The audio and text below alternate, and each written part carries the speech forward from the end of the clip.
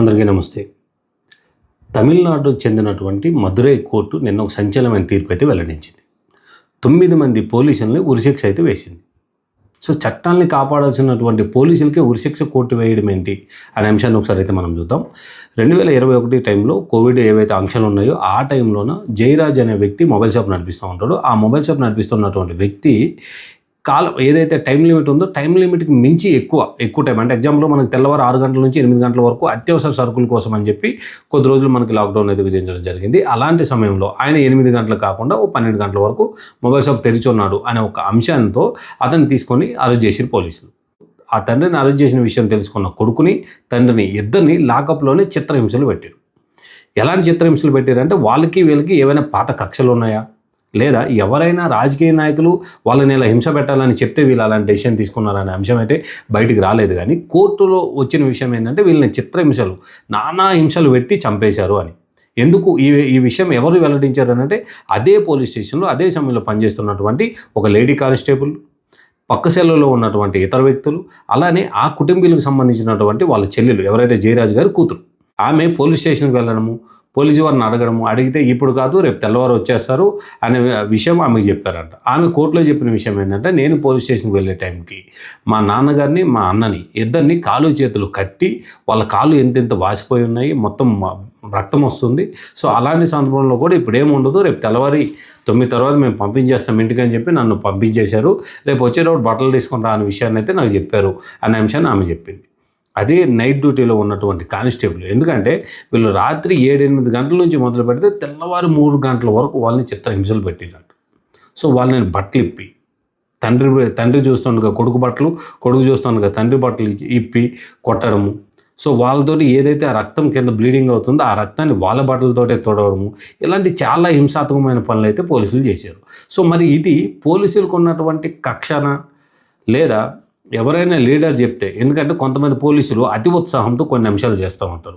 ఎవరో local corporator చెప్పాడని, లేదా ఎమ్మెల్యే చెప్పాడని, సో ఇతర అంశాలని లేదా సొంత పైత్యం దాని మీద చూపిస్తూ కొంతమందిని అయితే అరెస్ట్ చేయడము, సో వాళ్ళని హింసకు గురి చేయడము, సంబంధం లేకుండా కేసులు పెట్టడము, ఇలాంటివి చేస్తారు. సో ఆ కోణంలో కూడా దీన్ని చూడడానికి కాస్త అవకాశం అయితే కనిపిస్తూ ఉంది.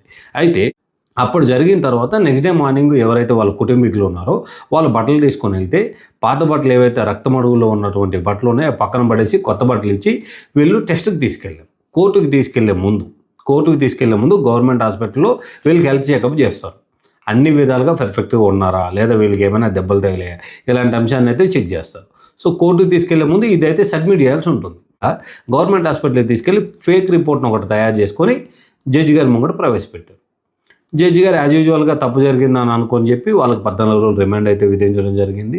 రిమాండ్ విధించిన తర్వాత వీళ్ళు జైలుకి వెళ్ళారు. జైలుకి ఈరోజు వెళ్ళారు అనగానే రేపు తెల్లవారు తండ్రి చనిపోయాడు. తండ్రి చనిపోయిన 1 డేలో కొడుకు చనిపోయాడు. కారణం ఏంటి అని అంటే వీళ్ళు కొట్టిన దెబ్బలకి వాళ్ళకి బ్రెయిన్ లోపలికి వెళ్ళి నరాలు చిట్లిపోయి, సో వాళ్ళు ఏంటంటే ఆ పెయిన్, ఎందుకంటే డాక్టర్ దగ్గరికి వెళ్తే మెడిసిన్ ఇస్తే మెడిసిన్ వేసుకుంటే తగ్గుతుంది, కానీ వీళ్ళు జరిపించిందే ఫేక్ టెస్ట్.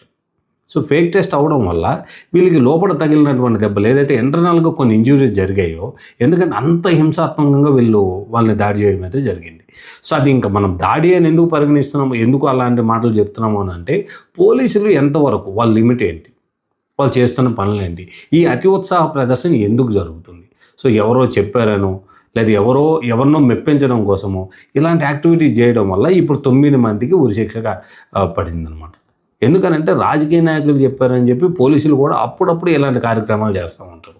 సో అలాగని చెప్పి దేశంలో ఉన్న పోలీసులందరూ ఇలానే ఉంటారా, లేదా రాష్ట్రంలో ఉన్న పోలీసులందరూ ఇలానే ఉంటారా అంటే అలా ఉంటారని చెప్పడం నా ఉద్దేశం కాదు. కానప్పటికీ కొంతమంది పోలీసులు ఇలాంటి అతి ఉత్సాహం ప్రదర్శిస్తారు. సో ఎవరో మెప్పు కోసం ఏదో చేయాలనే అంశంతో ఇలాంటి అతి ఉత్సాహాలు ప్రదర్శిస్తారు. కాబట్టి పోలీసులు కూడా చాలా జాగ్రత్తగా ఉండాలి. మేమేదో కేసులు తారుమారు చేసాము, లేదా ఇంకోటి చేసామంటే కుదరదు. జైల్లో వాళ్ళు చనిపోయిన తరువాత అక్కడ కుటుంబీకులతో పాటు చాలామంది రోడ్డు ఎక్కారు. ఎంత పెద్ద గందరగోళం అంటే అంత పెద్ద గందరగోళం క్రియేట్ అయింది.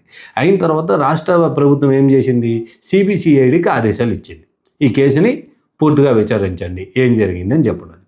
అయితే కుటుంబీకులు ఏం చేశారు, ఎమ్మటే కోర్టును ఆశ్రయించి సిబిసిఐడి వాళ్ళైతే ఈ కేసును తారుమారు చేసే అవకాశం ఉంది. కేసులో ఉన్నటువంటి ఏవైతే ఇంపార్టెంట్ ఎవిడెన్సెస్ ఉంటాయో వీటిని కూడా మార్చడానికి, ట్యాంపర్ చేయడానికి అవకాశం ఉంటుంది. కాబట్టి మాకు సిబిఐకి ట్రాన్స్ఫర్ చేయండి అని చెప్పి వాళ్ళు అర్జీ పెట్టుకున్నారు. సో కోర్టు ఏం చేసింది, డైరెక్ట్గా సిబిఐకి ఇచ్చింది.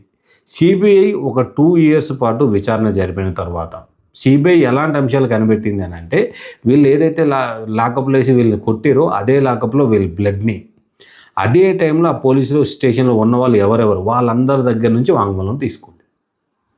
అదే పోలీస్ స్టేషన్లో ఉన్నటువంటి ఒక లేడీ కానిస్టేబుల్ ఇచ్చిన వాంగ్మూలం చాలా కీలకంగా మారిందని మనం చెప్పొచ్చు. ఎందుకంటే ఆ లేడీ కానిస్టేబుల్ ప్రత్యక్ష సాక్షిగా ఉంది. లేడీ కానిస్టేబుల్తో పాటు పక్క సెల్లో ఉన్నటువంటి వారు కానీ ఆ చుట్టుపక్కల అక్కడ ఎవరైతే ఆ టైంలో ఉన్నారో వాళ్ళందరూ సాక్ష్యాలు చెప్పడం జరిగింది. సో వీళ్ళందరితోటి పోలీసు వారు కూడా శిక్ష పడేంత పరిస్థితి ఉంది. అంటే కొంతమంది పోలీసులు ఏంటంటే మమ్మల్ని ఎవరు ఏం చేస్తారు అలాంటి ధోరణిలో కొంతమంది ఉంటారు. ఎందుకంటే మేమే చట్టాన్ని చేసేవాళ్ళం, మేమే చట్ట పరిధిలో ప్రతి ఒక్కరిని తీసుకొచ్చే వాళ్ళం, చట్టం మా చేతిలో ఉంటుంది, మేము బ్రేక్ చేయొచ్చు, మేము క్రియేట్ చేయొచ్చు, ఇలాంటి కొన్ని ధోరణులు ఉంటాయి. కాబట్టి ఖచ్చితంగా పోలీసు వారు కూడా గమనించాల్సిన విషయం ఏంటంటే, చట్టం అనేది మీ ఒక్కరి సొంతమే కాదు. సో కోర్టు కూడా ప్రతి ఒక్క అంశాన్ని చూస్తుంది, కోర్టు కూడా శిక్షలు వేస్తుంది. చట్టాన్ని మీరు బ్రేక్ చేస్తే కోర్టు కూడా మీకు శిక్షలు వేస్తుంది.